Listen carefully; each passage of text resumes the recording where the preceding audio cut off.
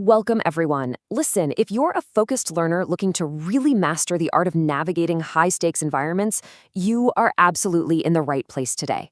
As a business manager or professional, you're probably putting out fires, navigating sudden crises, and leading teams through wildly unpredictable markets every single day. Am I right?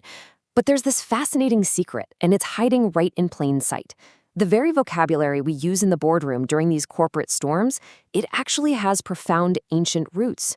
So in this explainer, we are dusting off the timeless manual of resilience that literally gave us the words we use to survive. Have you ever felt completely at your wits' end? I want you to take a second and really think about that feeling. You know the one. It's that awful moment late on a Friday afternoon when a major deal suddenly falls through, your supply chain completely breaks down, or the server crashes right before a launch. You're stressed, you're confused, and you are totally out of options. It's an incredibly relatable feeling in our chaotic modern business landscape. But have you ever wondered where we actually got that exact phrase? Okay, let's dive into this because it's super interesting. In modern corporate life, being at your wits' end usually means you're staring blankly at a spreadsheet, completely depleted of ideas, just feeling like you have zero options left. But the ancient origin of this phrase? It comes directly from Psalm 107, verse 27. It's describing ancient sailors caught in an incredibly violent, chaotic storm at sea. The text literally says, they reeled and staggered like drunkards. They were at their wits' end. They had reached the absolute, undeniable limit of human wisdom and strength. So suddenly our modern boardroom anxiety is deeply connected to this ancient existential crisis out on the high seas. Section 1, Navigating the Modern Storm. Because, it's not just that one phrase. Our modern business language is absolutely saturated with ancient phrases of impending doom. We casually drop them in emails, strategy meetings, risk assessments, all completely unaware that we're actually quoting ancient scripture. Just listen to this list. When a project is obviously destined to fail, you see the writing on the wall. Well, that comes directly from Daniel chapter 5, when a disembodied hand wrote a message of doom during a king's feast. When your budget feels basically insignificant, it's a drop in the bucket, straight from Isaiah 40.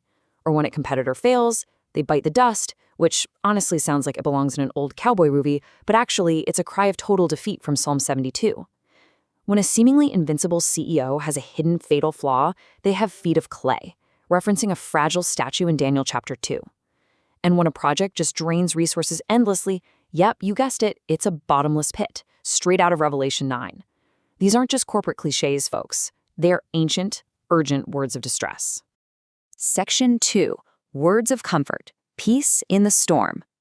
Now, what's really interesting is that if these ancient texts only gave us the vocabulary for panic and disaster, well, they wouldn't be much of a survival guide, would they?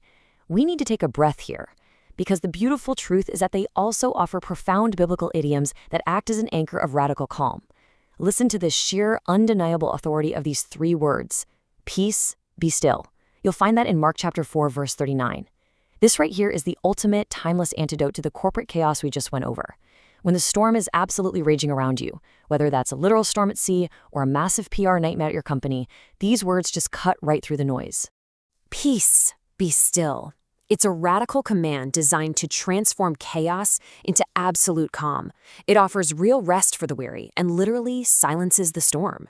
You see, this phrase isn't merely about modern stress management. We aren't just talking about taking a deep breath or organizing your inbox. It serves as a profound spiritual intervention during the absolute darkest, most overwhelming valleys of leadership. It's a powerful reminder that there's an authority far greater than whatever chaos is threatening to capsize your boat today. Section 3, Manna from Heaven. So what happens when the storm finally breaks and a major crisis is suddenly, miraculously averted? Well, let's say you secure an unexpected business windfall, or maybe a sudden financial bailout, or a last-minute investor swoops in. We intuitively call that manna from heaven. But looking at its biblical context from Exodus chapter 16, this carries so much more weight. This was the daily, miraculous provision of bread for starving people who were literally wandering in a barren, unforgiving wilderness.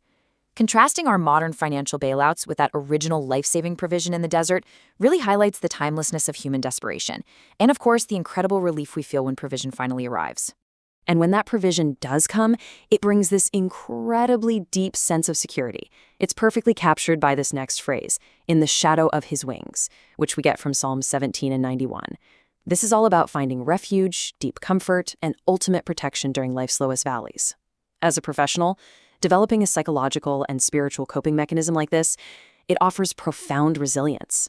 It provides a level of foundational security that honestly goes way beyond what any modern business or self-help book is ever going to give you.